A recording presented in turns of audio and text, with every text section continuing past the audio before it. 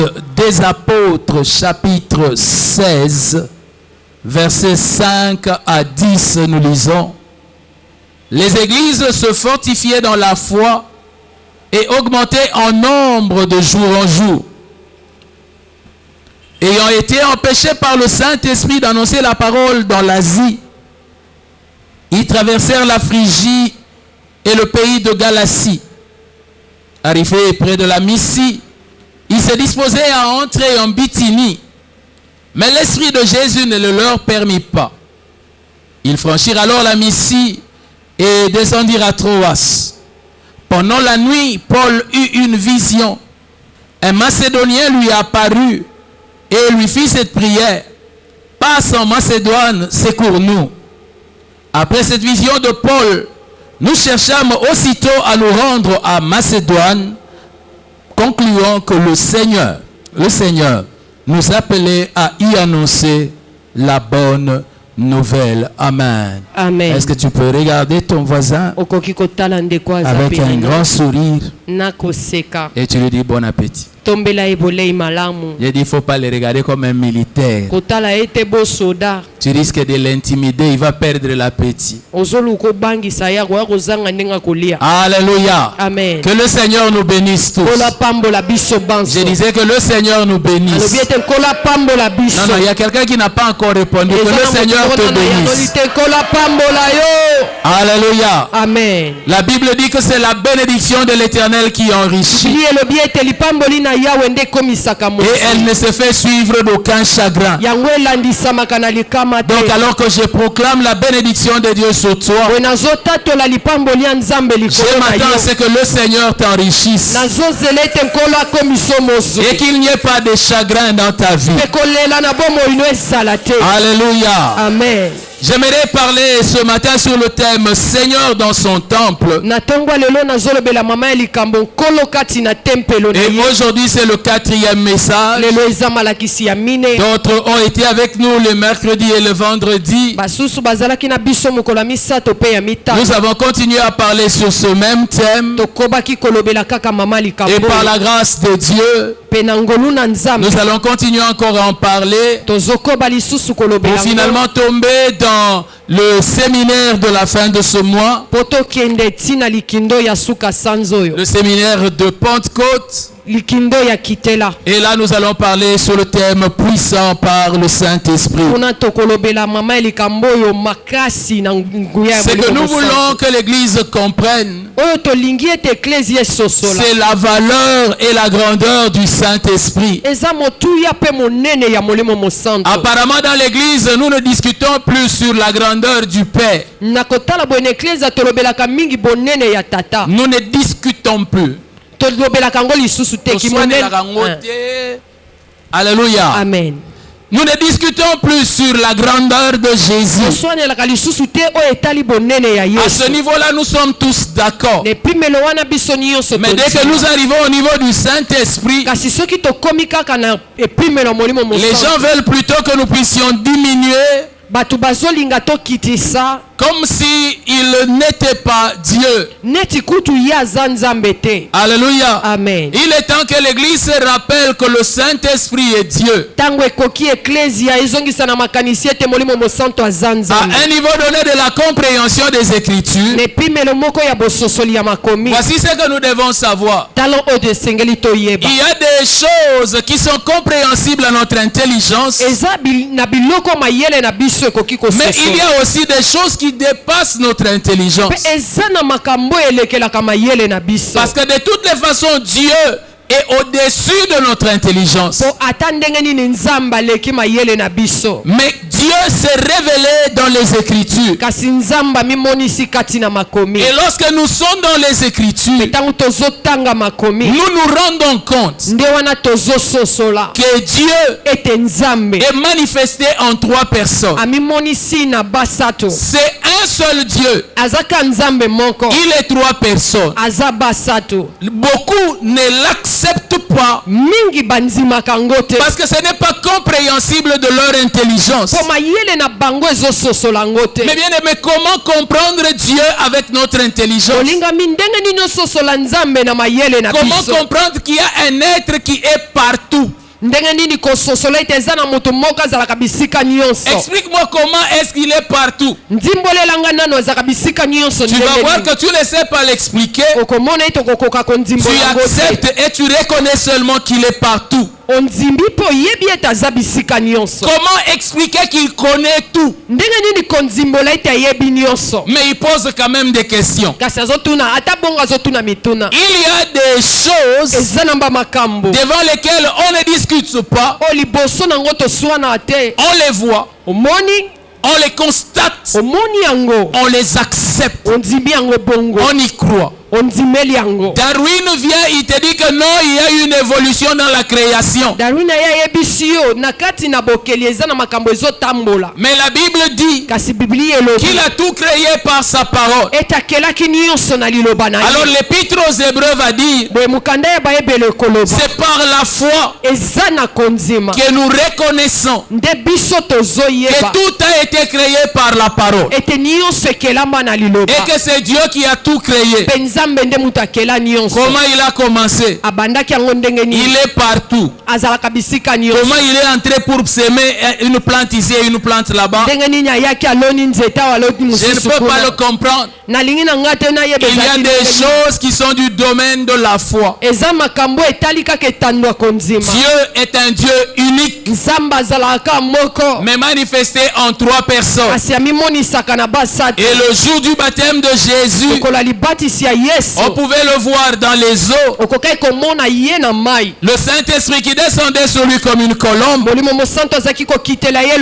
on entendait la voix du Père parler en haut. Alléluia. Amen. Le Saint-Esprit est Dieu. Le Saint-Esprit est Seigneur. Et c'est cela que la Bible nous présente. Il est Dieu qui vit en nous. Quand nous disons que Dieu est en nous, quand nous disons que Dieu est avec nous, Dieu dont nous parlons là, c'est le Saint-Esprit. Même lorsque nous disons que nous sommes enfants de Dieu, il est facile pour l'intelligence de dire que Dieu est notre Père. Et alors là nous voyons Dieu le Père. Mais lorsque Jésus explique la nouvelle naissance, il dit, si un homme n'est né d'eau et d'esprit, par là il veut dire l'enfant de Dieu qui naît de nouveau est le produit du Saint-Esprit. Alléluia. Amen. Mais vous voyez, le Saint-Esprit lui-même, quand il vient, il ne rend pas témoignage de lui. Il parle de Jésus. Il ne parle jamais de lui. Ce qui fait qu'au fur et à mesure, les enfants de Dieu, par une intelligence humaine, commence à les diminuer et ne lui donne plus sa place. Lorsque l'église d'aujourd'hui fait cela, c'est une erreur, c'est une mauvaise compréhension. C'est la preuve seulement que nous sommes plus charnels que spirituels, que nous manquons de connaissances. Rappelez-vous qu'il est écrit, mon peuple périt parce qu'il lui manque la connaissance. Et au travers de cette parole, nous voulons apporter une connaissance qui va nous ramener au bon endroit, afin que nous puissions vivre les choses qui sont attachées à là où nous sommes. Amen. Amen. Lorsque vous lisez la Bible, particulièrement le livre des Actes des Apôtres, vous vous rendez compte de l'importance que l'église primitive donnait à l'Esprit de Dieu. Le poids et l'influence qu'il avait sur cette église. Et vous allez vous rendre compte que dans l'église d'aujourd'hui, nous ne lui donnons pas la même place. De la bouche nous parlons de lui, mais nous ne lui donnons pas la même place. Et même dans l'église d'aujourd'hui, dans la grande maison qu'est l'église, nous lui avons donné une chambre. On a dit nous t'honorons. Nous te laissons la chambre des parents. Reste là-bas. On va tout amener là-bas. Le reste là on gère. Et ça c'est l'erreur de l'église. Ce n'est pas à nous de donner au Saint-Esprit une chambre dans l'église. Parce que nous commençons à oublier que le propriétaire de la maison c'est lui. C'est lui qui nous donne des chambres. C'est lui qui peut nous donner des parcelles. Nous ne pouvons pas lui donner des parcelles. Que nos cœurs soient réveillés et que nos yeux s'ouvrent, que notre intelligence soit ouverte pour que nous lui redonnions sa place dans la maison.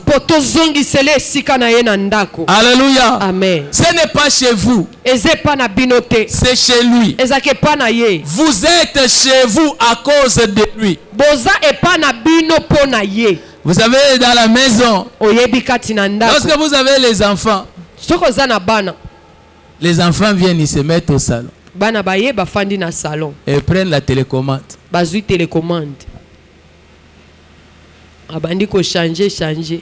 Et ils peuvent vous mettre les dessins animés du matin au soir. Et quand ils font comme ça, vous les retrouvez même assis, ils ont fait comme ça. Puis toi tu entres. C'est bien. Et puis tu passes. Vous savez, à force de faire ça, ils commencent réellement à penser que la maison est à eux.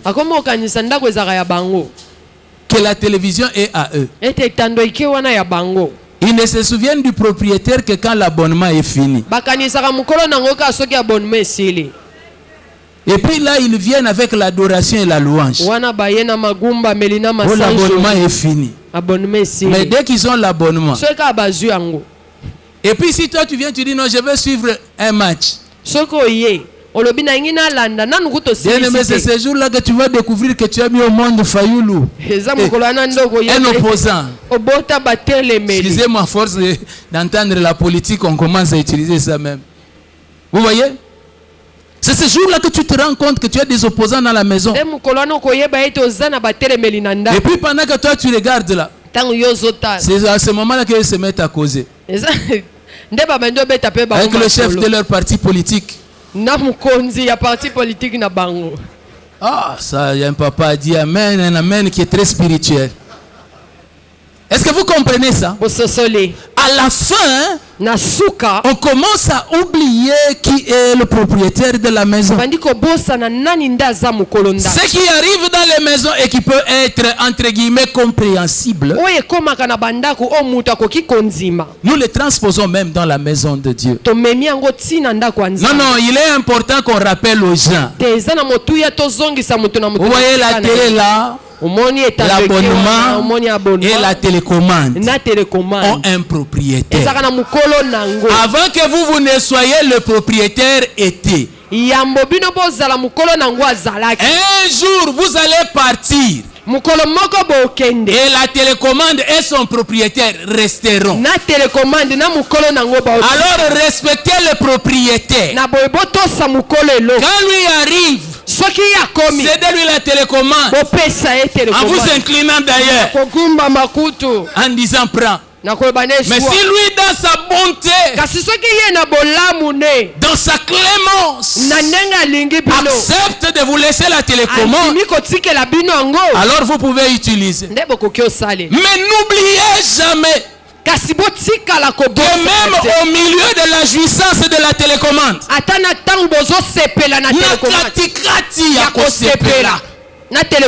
il apparaît à un moment où vous ne voulez pas. Comme c'est à lui. Et que vos cœurs reconnaissent que c'est à lui. Oui, oui. Reprends. Et vous lui donnez avec joie et reconnaissance, parce qu'après avoir terminé, il va quand même vous donner. Il a le pouvoir de décider que vous n'allez pas regarder. Vous ne pourrez pas l'accuser en justice.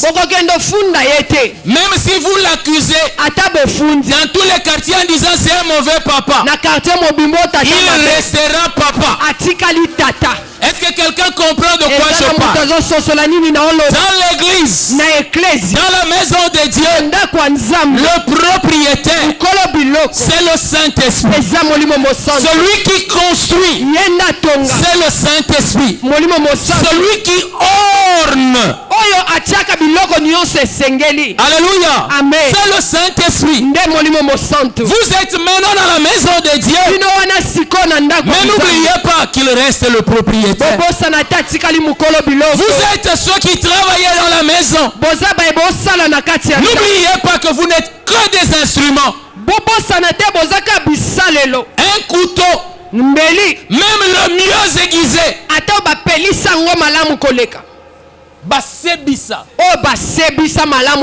ne peut pas couper si on ne le prend pas. Ça signifie que toi, tu peux être beau, intelligent, licencié en théologie, docteur en théologie, docteur en pneumatologie, et dans toutes les sciences de la théologie.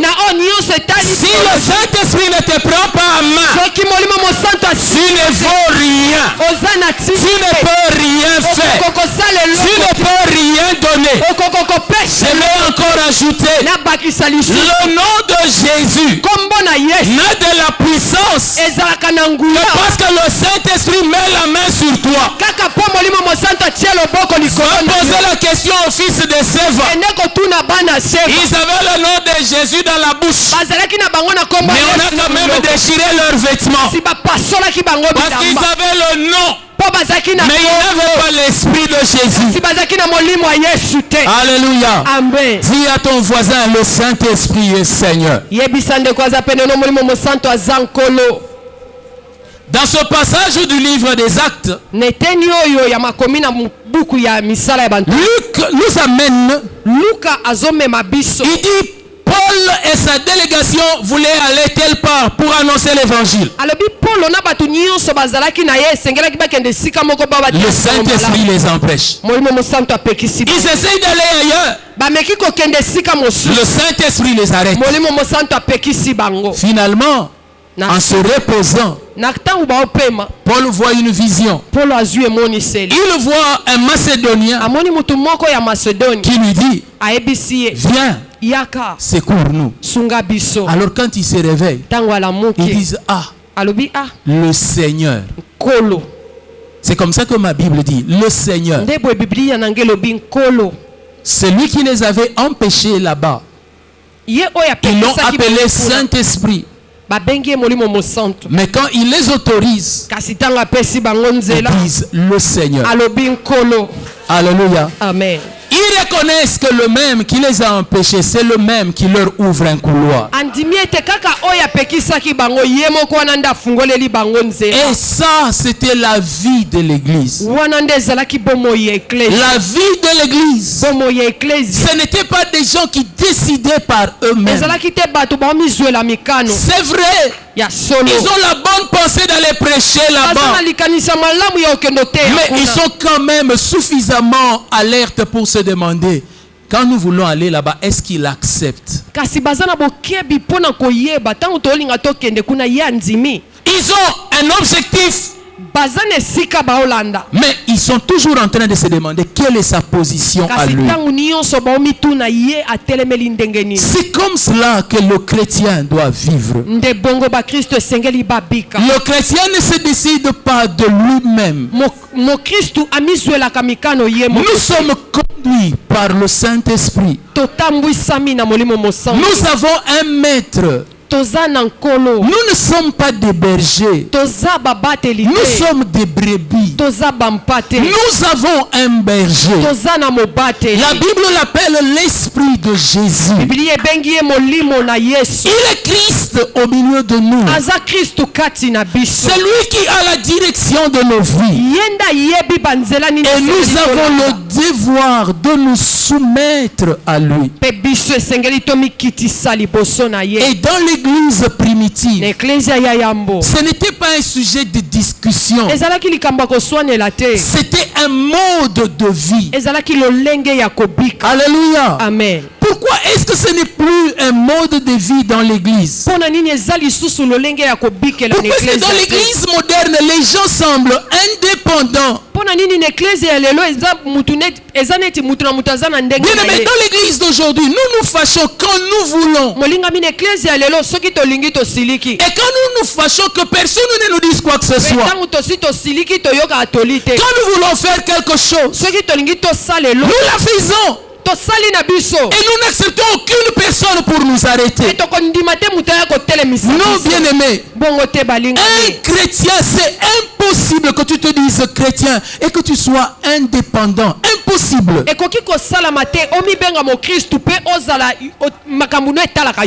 Un chrétien, tu ne peux pas te dire chrétien et tu décides tout par toi-même. Bien aimé, la Bible dit, nous étions tous errants.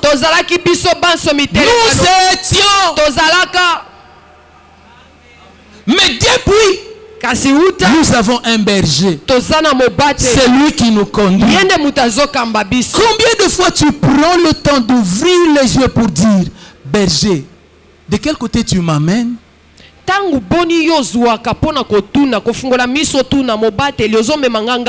Vous, les prières que vous avez, Seigneur,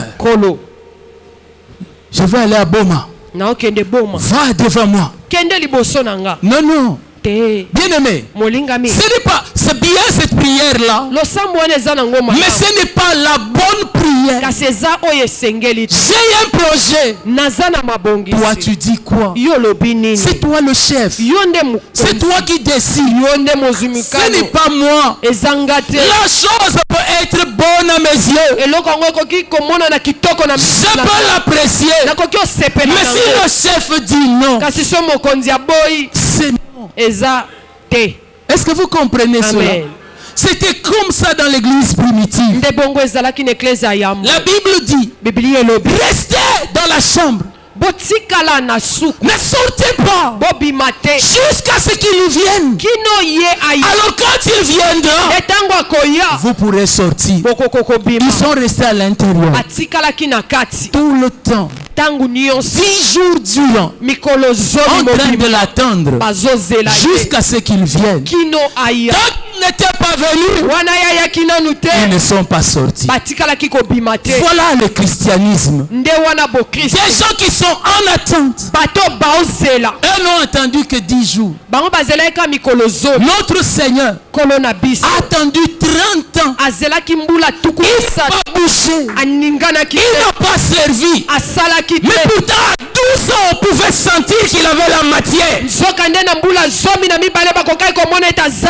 Malgré qu'il avait la matière, il a mis par terre. Jusqu'à ce que le temps vienne. Quand l'esprit est venu, c'est l'esprit qui l'a amené au désert. Et là, il a jeûné 40 jours. Jésus, même pour jeûner, tu attends le Saint-Esprit. Demande à ton voisin, c'est comme ça que tu fais? Bien aimé, J'aimerais juste que tes yeux s'ouvrent sur la valeur que nous lui donnons et qui est différente de la valeur que le Seigneur et les apôtres lui donnaient. J'aimerais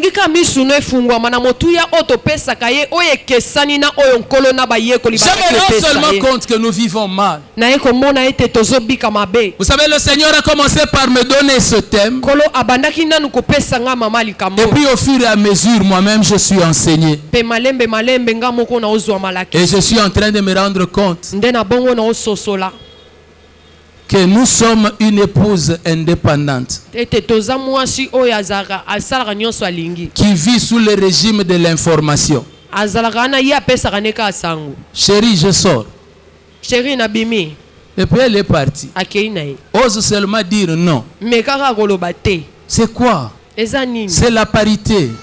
C'est comme ça que vous voulez aller au Parlement? Vous voyez, c'est dans un régime comme ça que nous, dans notre mariage avec Christ, nous vivons. Bien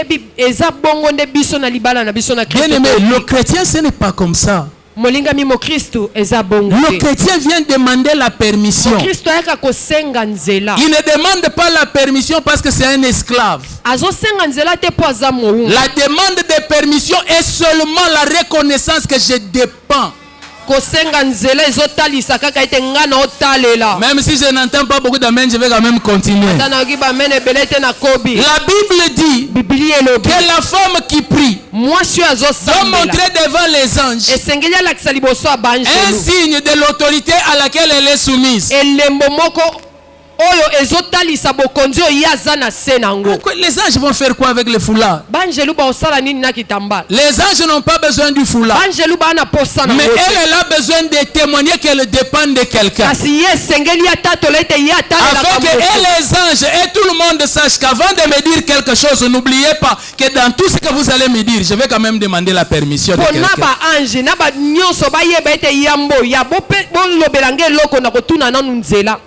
Église de Dieu, nous sommes l'épouse. Nous dépendons de quelqu'un. Il ne domine pas sur nous. Mais nous nous soumettons à lui. Nous nous abaissons à lui. C'est un acte volontaire. Dans l'église primitive, acte des apôtres, Pierre est là. Et on fait descendre devant lui des animaux que la parole traite de purs et d'impurs. Mais ceux qui descendent devant lui, c'est seulement des impurs. Et la voix dit, tue et mange. Il dit jamais. Moïse a dit. Alors on lui apprend que là maintenant nous sommes dans l'alliance où ce n'est pas Moïse, mais c'est le Saint-Esprit qui dit. Et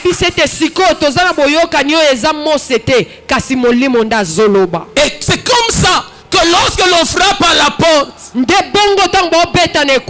entend l'Esprit qui lui dit, lève-toi et va avec ces hommes.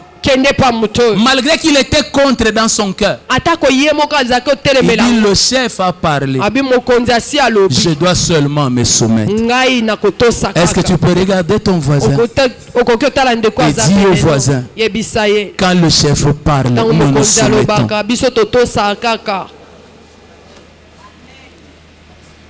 Bien-aimé, ça peut paraître compliqué, mais c'est cela le christianisme. Actes des apôtres, chapitre 13. La Bible dit pendant que nous étions réunis en prière, qui était réunis? Des docteurs et des prophètes. Pendant qu'ils étaient ainsi réunis et priaient, servant Dieu chacun dans son ministère, le Saint-Esprit dit, mettez-moi à part Paul et Barnabas. Malgré tout ce qu'eux pouvaient connaître et savoir, le chef a dit que ces deux-là, nous ne devons plus les gérer. Il veut qu'on les libère et qu'on les laisse, qu'il les amène où lui veut. Malgré toutes les règles de l'ordre qu'ils avaient, ils ont dit, nous cédons notre ordre devant l'ordre du chef. Regarde ton voisin et dis à ton voisin, notre ordre cesse quand l'ordre du chef arrive.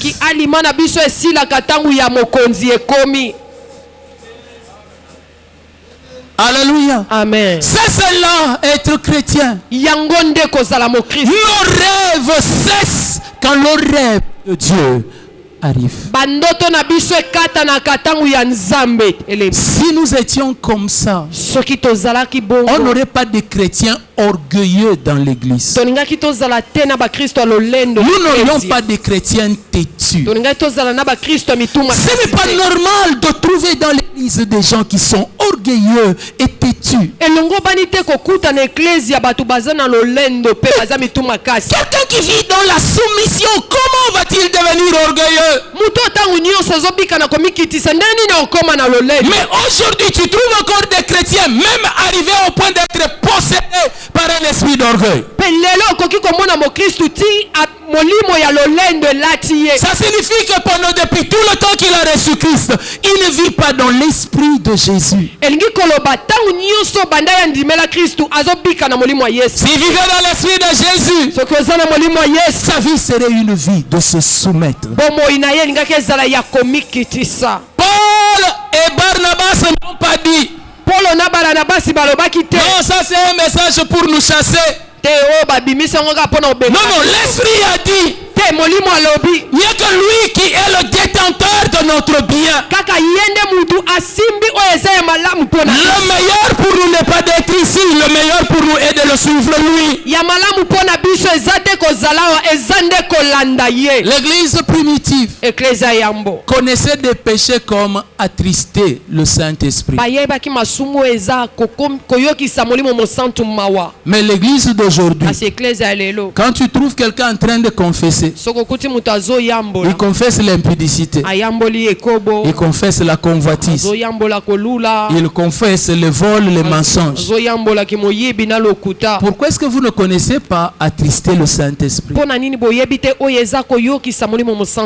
Parce que vous vivez en indépendant. Et qu'ils soient contents ou pas, il va accepter ça seulement comme ça. Oh bien aimé, dans quoi tu vis? Nous ne vivons pas dans la loi. Nous vivons dans l'alliance de l'amour. Ou blesser l'amour est pire que briser la loi. Est-ce que vous savez ça? Qu'attrister le Saint-Esprit est même pire que mentir. Oh, vous ne le savez pas. Mais ce n'est pas normal. Alléluia. Amen. Il te dit, on vient de te faire mal. Et puis toi tu te décides, tu dis je vais répondre. Moi ma devise c'est tu m'as j'aimé. Et lui te dit, tais-toi. Ah non? Pourquoi? Pourquoi? Il faut monter sur moi? Non, non, bien aimé. Nous vivons dans le régime de qu'est-ce que lui veut. Si lui veut qu'on monte sur toi, qu'on monte sur toi. Je ne sais pas, c'est quelle Bible que nous lisons? Écoutez comment il parle. Si quelqu'un vient pour prendre ta seule tunique, donne-lui même un autre, ajoute. Est-ce que vous comprenez? Si quelqu'un veut marcher 1 kilomètre avec toi, marche-en 2 avec lui. Il dit si quelqu'un te frappe à une joue, donne-lui l'autre joue. Ces principes ne sont pas les principes de la loi. Mais en les appliquant, on se retrouve dans la loi. Le chrétien est un être soumis.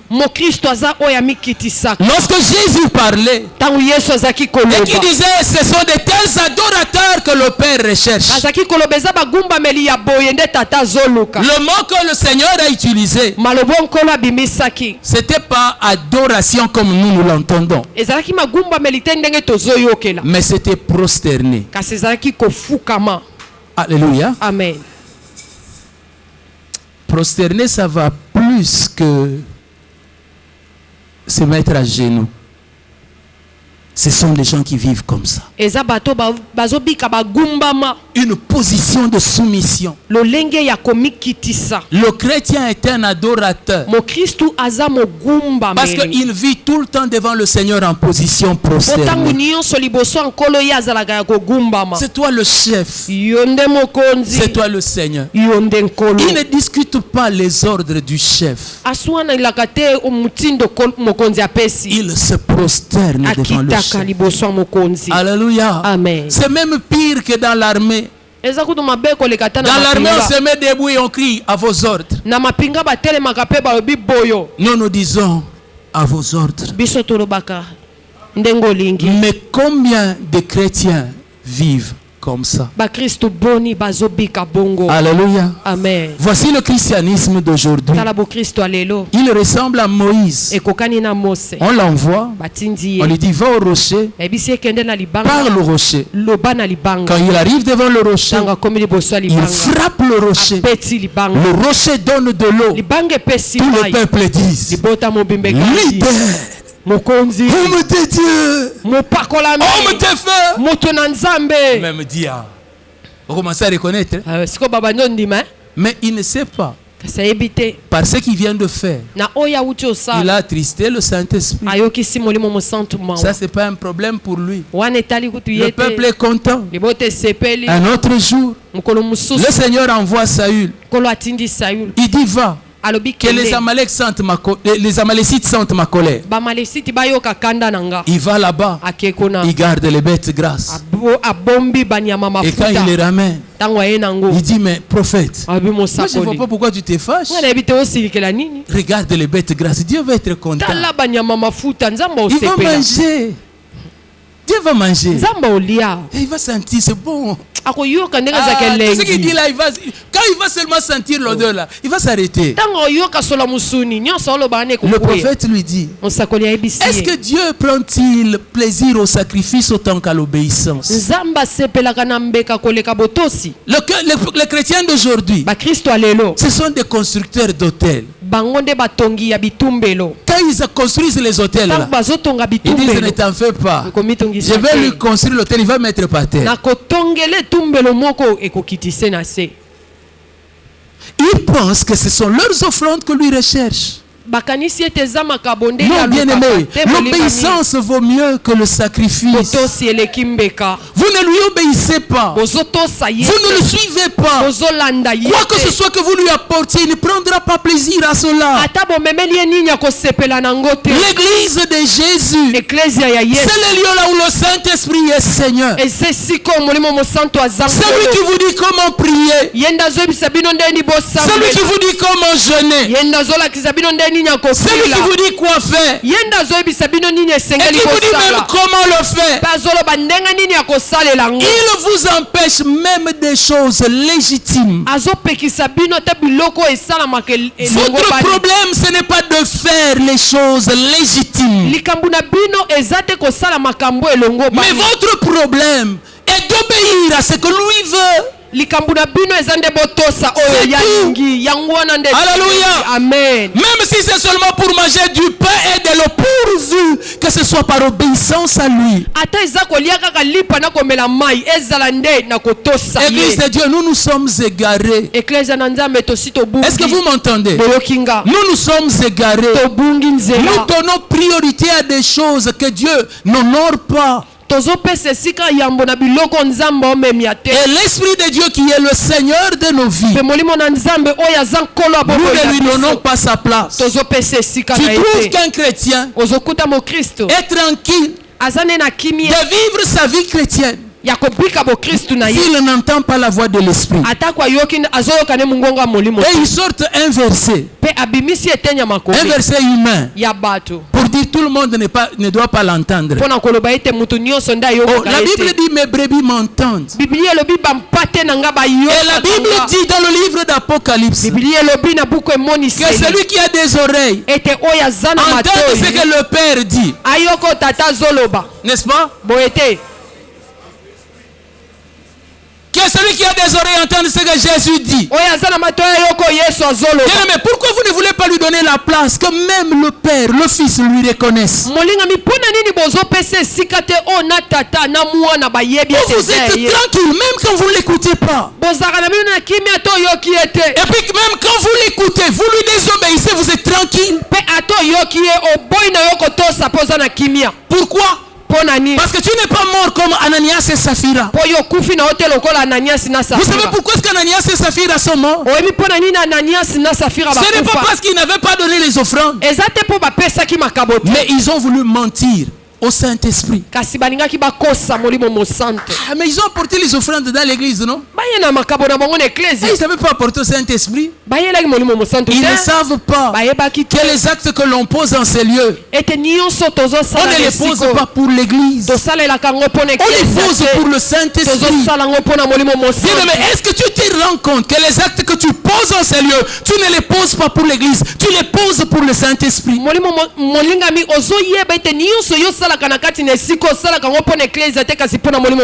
nous l'avons déjà oublié. C'est comme ça que nos églises nous appelons ça des musiques. C'est entre nous. On s'entend seulement et ça va. Non, bien aimé, ici ce n'est pas nous. Ici c'est lui. Rappelle à ton voisin. Ici, ce n'est pas nous. Ici c'est lui. Alléluia. Amen. Alléluia. Amen. Bien-aimés, retournons seulement à ce que faisaient les pères. Tout le monde est en train de dire pourquoi nous ne vivons plus les miracles comme du temps des pères? Pourquoi est-ce que l'église n'est plus comme du temps des pères? Je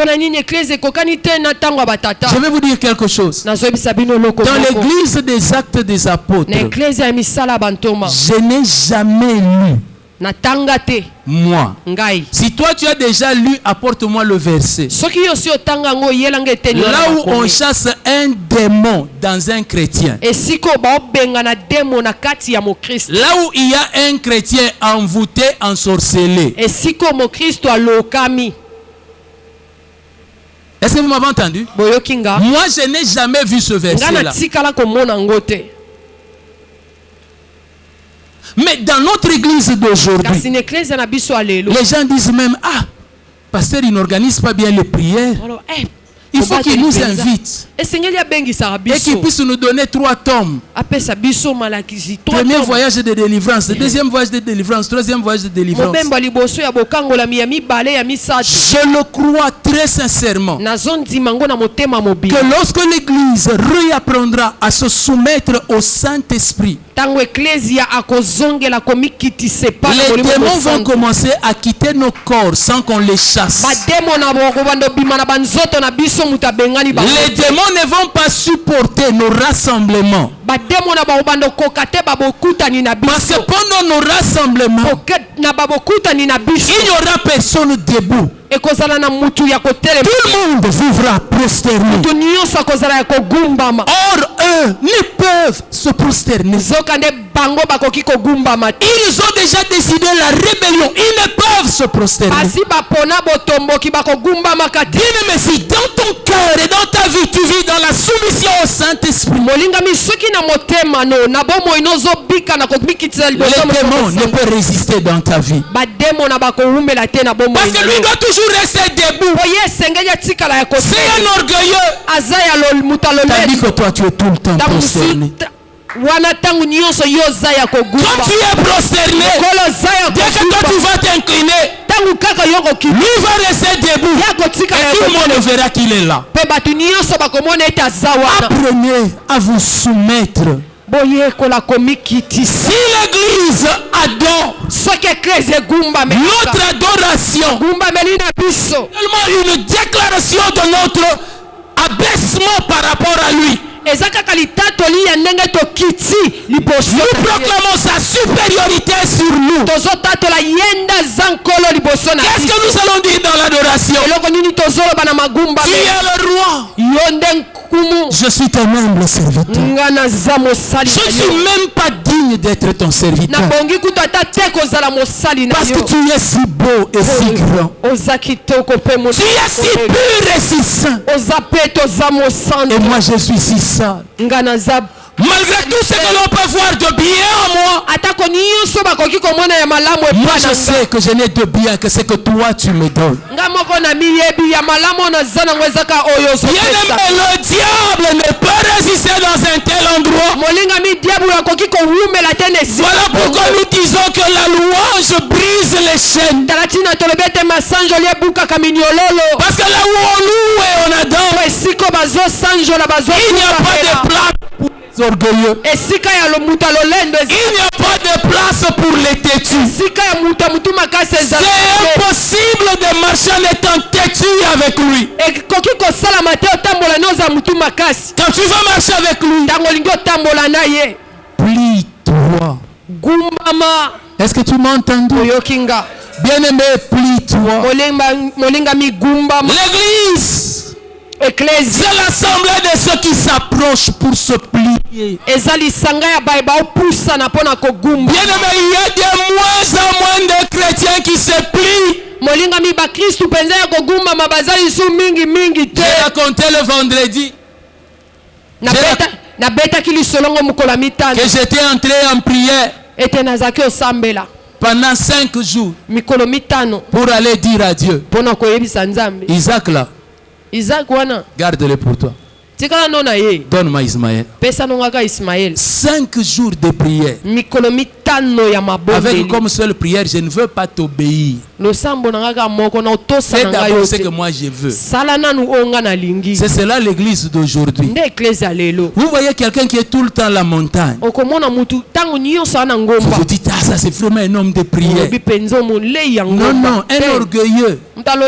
Il va là-bas, il continue, il dit, va jusqu'à ce qu'il va accepter ce que moi je lui dis. Fais d'abord ce que moi je dis, après je vais faire ce que toi tu veux. Ça ce n'est pas chrétien. Bien-aimé, allons en prière pour nous prosterner. Que veux-tu que je fasse? Seigneur, me voici, abandonné entre tes mains. Fais de moi ce que tu veux. C'est cela la prière du chrétien. Bien-aimé, sortez l'orgueil de vos vies et vivez prosterné. Je l'ai dit le vendredi. Un chrétien, ce n'est pas un homme qui vit en train de rire et de sourire. Il vit en pleurant. Parce qu'il doit renoncer à lui-même tous les jours et se soumettre à quelqu'un qui a des pensées qui ne sont pas les siennes. Mais un chrétien est un homme vainqueur. Parce que quand il le suit, ils aboutissent toujours à la victoire. Il commence en pleurant. Le psalmiste dit, ceux qui portent leur gerbe avec amertume et pleurent, ils s'en retournent avec chant d'allégresse. Alléluia. Vous vous sentez déjà, parce que dans tout ce que vous faites, il vous obéit. C'est anormal. Est-ce que vous m'entendez? Si tu vis une vie où lui t'obéit, c'est anormal. Au jour du jugement, un groupe viendra. Ils vont dire, oh, mais pourquoi tu ne veux pas nous prendre nous? N'avons-nous pas accompli des miracles en ton nom? N'avons-nous pas chassé des démons en ton nom? N'avons-nous pas prophétisé en ton nom? Il leur dira, éloignez-vous de moi, vous qui commettez l'iniquité. disciples de Moïse, vous êtes contents parce que vous frappez les rochers, l'eau sort et les gens vous acclament. Vous ne prenez pas le temps de vous demander qu'est-ce qu'ils pensent de ça. Pour vous, ce qui est important, l'eau est sortie. Mais vous ne vous réjouissez pas de lui avoir obéi. Toi, tu me dis que tu obéis. Tu as quoi dans la vie? Regarde-moi, j'ai des voitures. Regarde, j'ai ceci. Bien-aimé, ces choses n'entreront pas dans les cieux. Quand il a donné, il a parlé du royaume des cieux. Quand il a parlé du royaume des cieux, il a dit, un homme riche était là et un pauvre était assis à sa porte. À leur mort, le pauvre est allé dans le sein de d'Abraham, mais le riche s'est retrouvé en enfer. Parce que pour lui, pendant tout le temps de sa vie, ce qui est importé, il avait. Bien-aimé, il ne faut pas seulement que avoir puisse compter pour toi. Il ne faudrait pas que réussir puisse seulement compter pour toi. Mais prends le temps de l'interroger. Es-tu content de mon service? Que veux-tu que je fasse? Quelle est ta pensée? La tristesse est un mouvement de sentiments. Il y a une différence entre la tristesse et la colère. La colère, c'est un désaccord manifesté. Tandis que la tristesse, c'est un désaccord dans le silence. Comment puis-je savoir qu'il est attristé? Pour que je le sache, alors je suis obligé d'être quelqu'un qui veille sur son état d'âme, sur ses sentiments à lui. Vous ne veillez que sur l'état d'âme de vos frères de famille et les gens que vous rencontrez. Seigneur, révèle-moi son état d'âme. Mais l'état d'âme du Seigneur envers toi, est-ce que tu connais? L'église de Laodicée était riche et avait tout. Le Seigneur lui dit, tu es pauvre et nu, aveugle. Il dit, demande-moi que je te donne le collier que tu mettes dans les yeux, afin que tes yeux s'ouvrent, parce que tu ne vois pas. Pourquoi tu ne vois pas? Tu es tellement riche, tu as tellement tout, tu peux tellement tout, que tu t'en fous de qu'est-ce que je pense. Bien-aimé, est-ce que tu te rappelles que quand tu n'avais rien, tu veillais sur lui? Vous savez, il y a quelques années, peut-être dans les 20 ans, où Dieu a commencé à élever des chrétiens et à leur donner de l'argent. Mais si vous regardez de l'autre côté, vous allez vous rendre compte que maintenant qu'il y a de plus en plus de chrétiens intellectuels, de plus en plus de chrétiens riches, des chrétiens qui ont des moyens, qui travaillent et tout cela, l'action du Saint-Esprit dans l'église a baissé. Tu vois,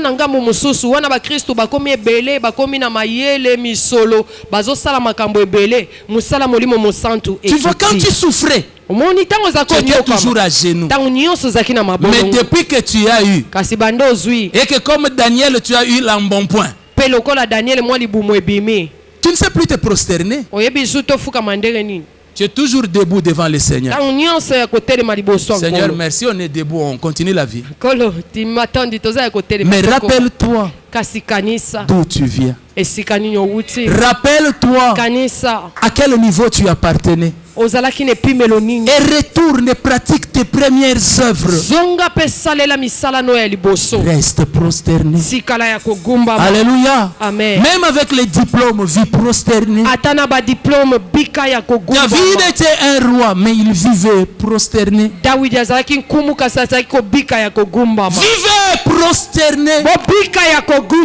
Vivez prosterné, bien-aimé. Je vous en supplie au nom du Seigneur.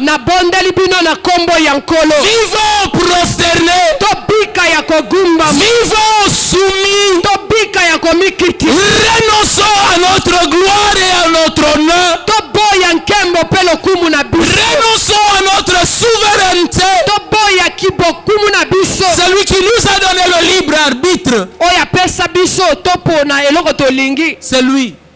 Mais nous-mêmes, volontairement, de notre propre chef, nous avons renoncé au choix. Parce que nous nous rendons que nous choisissons selon l'apparence. Nous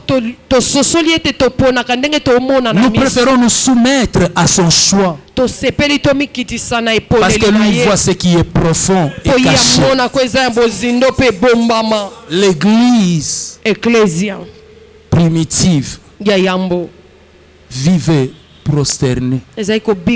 Allons évangéliser. Mais pendant qu'ils vont, il dit il ne veut pas. Bon, allons comme ça. Ils vont comme ça. Il dit il ne veut pas.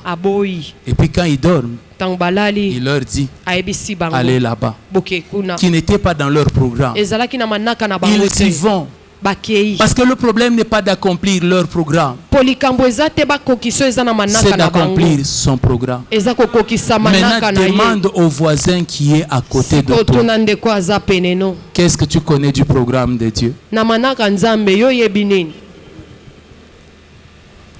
Oh, mais tu n'as pas attendu la réponse? Demande-lui, est-ce que tu connais quelque chose du programme de Dieu? Alléluia. Amen. Je ne dis pas que venir en retard à l'église est impossible.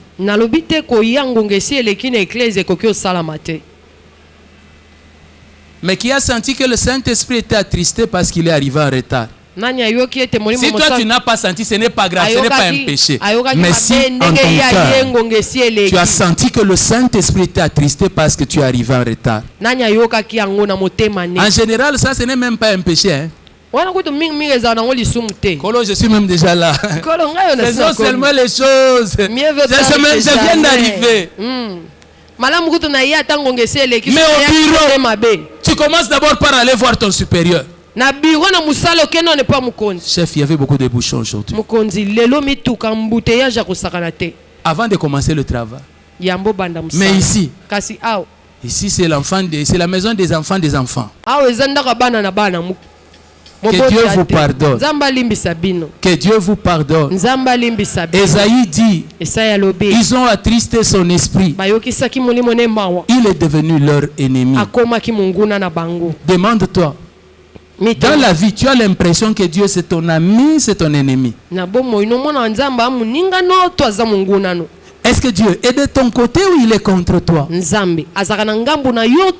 La plupart d'entre nous vont témoigner que ceux qu'ils vivent dans la vie, ils ont l'impression que Dieu est leur ennemi plutôt que leur ami. Oui,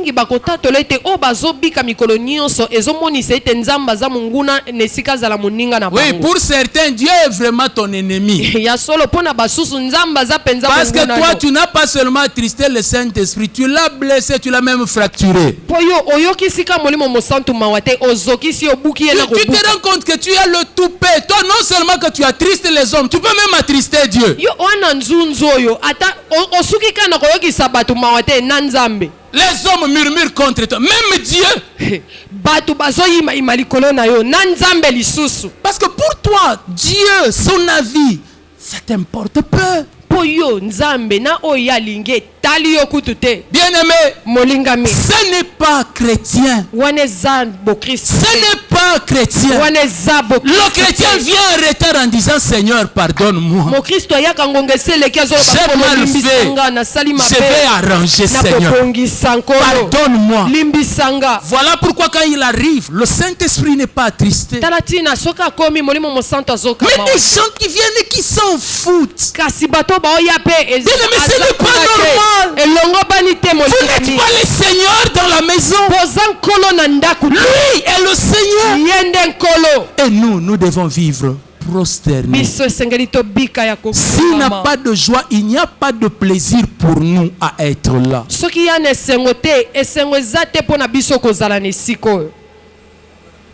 Alléluia. Amen. Alors j'aimerais que ce matin, nous puissions retourner vers lui et lui dire seulement pardon.